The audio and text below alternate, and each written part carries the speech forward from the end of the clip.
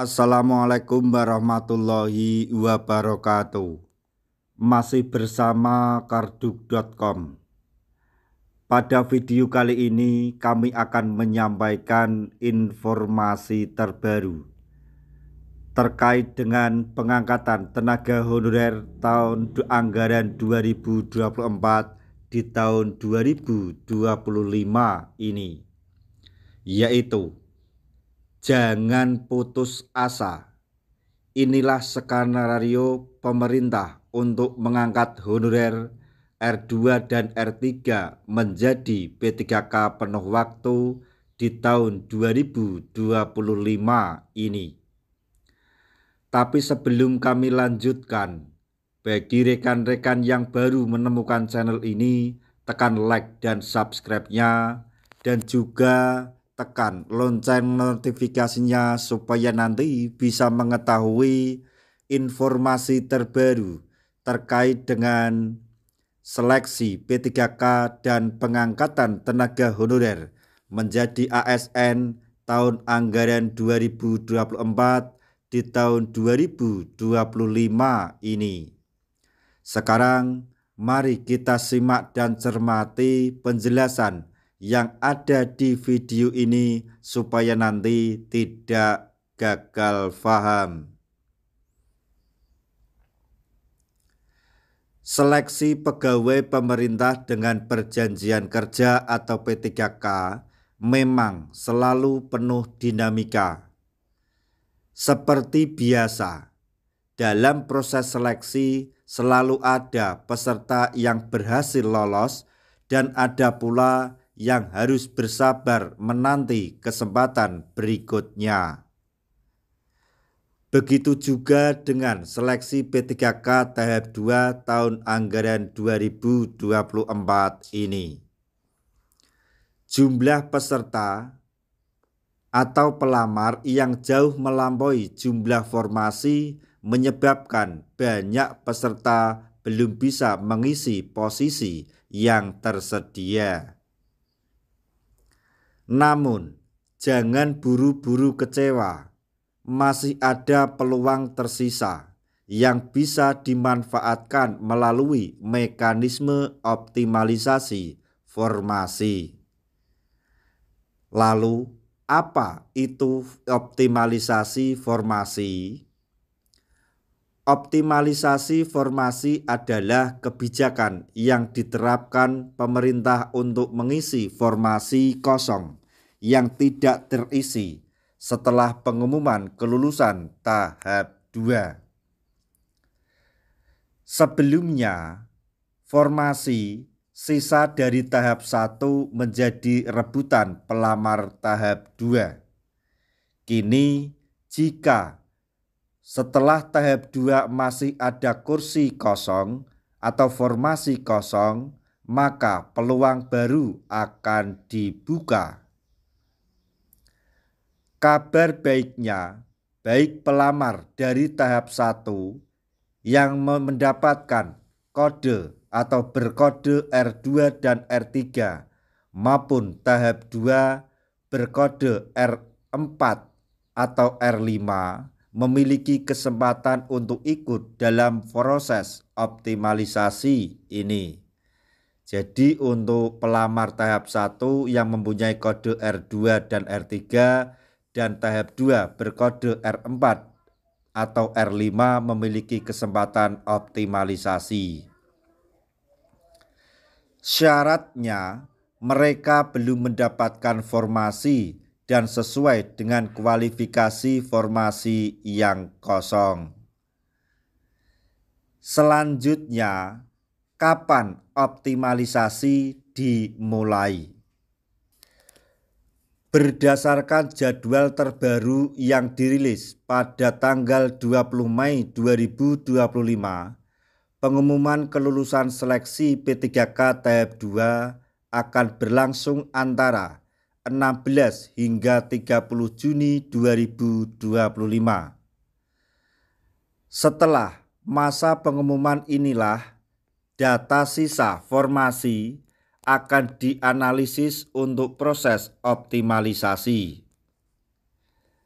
Lalu, seberapa besar peluangnya? Data menunjukkan bahwa dari total formasi P3K tahun ini sebanyak 1.616.153 hanya sekitar 678.482 peserta yang lolos di tahap 1, sekitar 49%. Artinya masih ada sekitar 32.621 formasi yang belum terisi dan diperebutkan di tahap 2. Namun tantangannya cukup besar. Pasalnya ada sebanyak 863.993 pelamar di tahap 2. Sementara formasi yang tersedia hanya 329.621. Ini berarti sekitar 534.372 pelamar kemungkinan tidak mendapatkan formasi, menciptakan persaingan yang sangat ketat. Lalu, bagaimana nasib yang tidak lulus? Pemerintah telah mengantisipasi hal ini.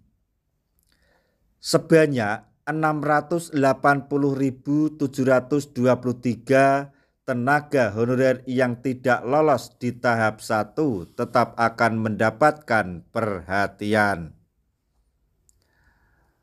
Mereka bisa diangkat menjadi P3K paruh waktu sebagaimana tercantum dalam regulasi CPEN-PAN, termasuk diktum ke-31.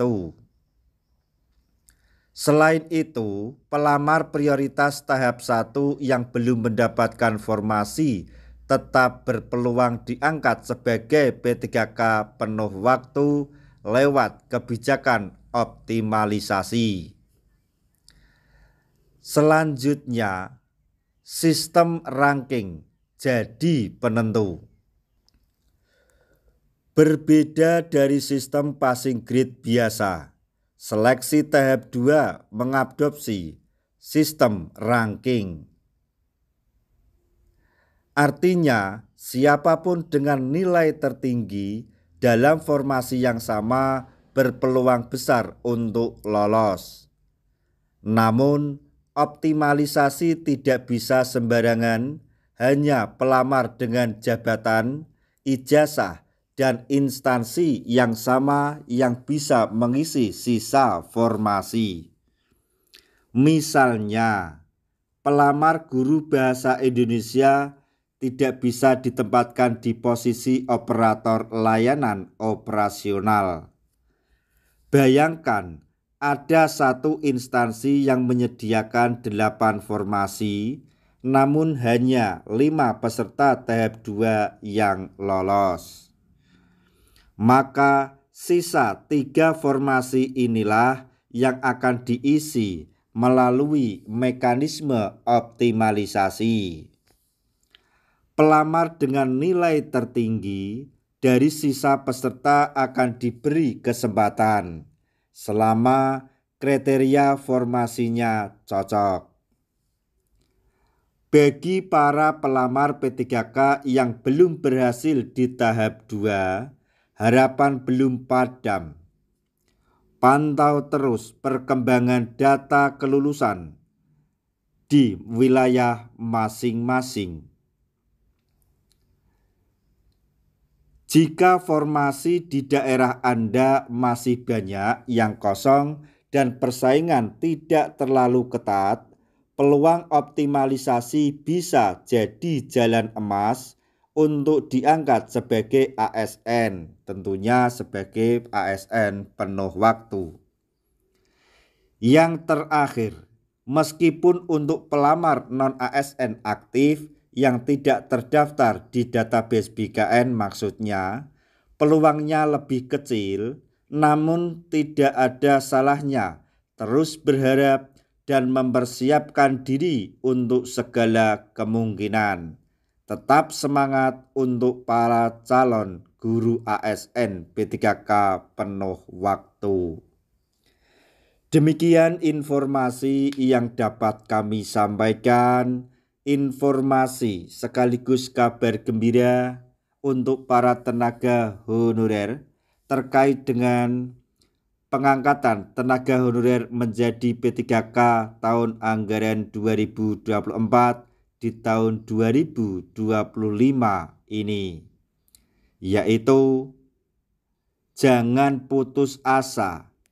Itulah tadi skenario pemerintah untuk mengangkat tenaga honorer menjadi P3K bagi para tenaga honorer yang dinyatakan tidak lolos dalam seleksi 1 maupun tahap 2 yang mendapatkan kode R2, R3, R4, dan R5. Semoga informasi ini dapat bermanfaat bagi rekan-rekan tenaga honorer semuanya. Di akhir video kami mengucapkan banyak terima kasih. Wassalamualaikum warahmatullahi wabarakatuh.